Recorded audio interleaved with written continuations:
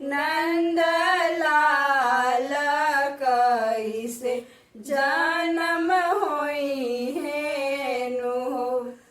ना कोखिया में बड़े नंद लाल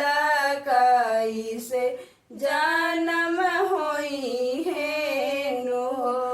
बन में से निकाली बनस्पति माता सुन ही सीता सुंदर हो ए सीता हम तोहरो आगे पाछे रहबो त हम डगरी न बनबो ए सीता हम तोहरो आगे पाछे रहबो त हम डगरी न बनबो सीता जंगल में होइए ललनामा जंगल उठे सोहर हो ए सीता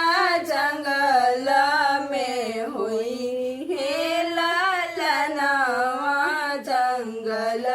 जितिया पूजिहानु हो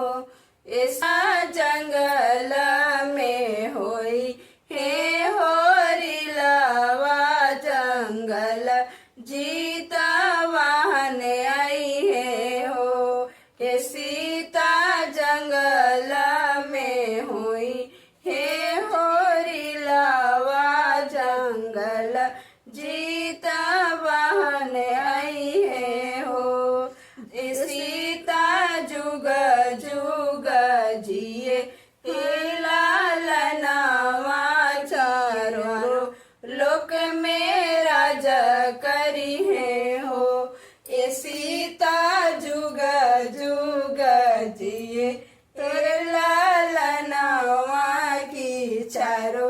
लोक में राज